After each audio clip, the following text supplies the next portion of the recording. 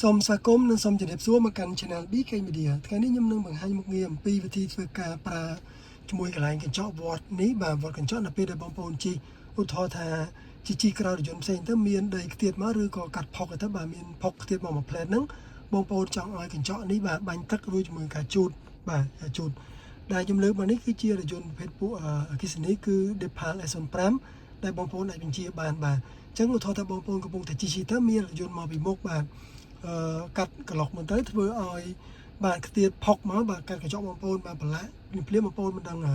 ទៅធ្វើជូតដូចមិនបាទអញ្ចឹងដើម្បីបញ្ជា option នោះគឺបងប្អូនបាទនៅលើដៃចង្កូតបងប្អូននេះបាទស្ថិតនៅខាងឆ្វេងដៃបងប្អូននឹងឃើញរូបបាទដូច្នេះបាទនេះគឺជាប្រភេទពួករថយន្តបាទ China version បើជារថយន្តបាទ global version គឺមានកន្លែងប៊ូតុងចុចនៅនេះម្ដុំទៀតបាទតែ China version គឺអត់មានទេបាទអញ្ចឹងមានកន្លែងបញ្ជានៅកន្លែងនេះបើសិនជាបងប្អូនចង់ជូតកញ្ចក់បងប្អូនចុចទៅកន្លែងនេះជាប់បាទនេះបាទអញ្ចឹងបងប្អូនចុចជាប់កញ្ចក់វានឹងធ្វើការបញ្ជាហើយខ្ញុំសូមធ្វើការចុចជាប់បាទនេះបាញ់ទឹកបាទអញ្ចឹងចុចជាប់យូរគឺវាចេញទឹកច្រើនបាទនេះបាទអញ្ចឹងគឺជាវិធីបញ្ជាឲ្យវាជូតនិងបាញ់ទឹកកញ្ចក់នៅពេលដែលបងប្អូនបាទកំពុងតែជិះជួបជាមួយនឹងបាទកន្លែងណាមួយមិនចាំបាច់បាទយើងឃើញថាវាប្រឡាក់ទៅយើងជូតភ្លាមបានឬក៏ដីហុយខ្លាំងពេក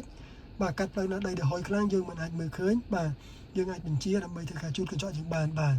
អញ្ចឹងការបង្ហាញរបស់ខ្ញុំគឺមានតែប៉ុណ្ណឹងអំពីវិធីធ្វើការចុចកញ្ចក់បាទចុចទឹកបាញ់កញ្ចក់និងជូតកញ្ចក់ឲ្យស្អាតដល់ពេលយើងជិះជួបបញ្ហាផ្សេងៗដែលយើងមើលកញ្ចក់មិនច្បាស់នោះបាទមានចំណុចណានៅលោកប៉ាខាសូមកាន់តែបៃតូ Channel BK Media ផងហើយសូមជួយ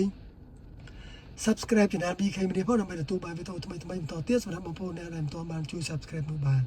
សូមជួយ Share វីដេអូនេះបន្តផងដើម្បីចែកចាយចំណេះដឹងនេះសម្រាប់អ្នកគាត់ជិះរថយន្តបាទ Depal S05 ឲ្យគាត់ចេះប្រើផងជាចុងក្រោយសូមជម្រាបលាបងប្អូន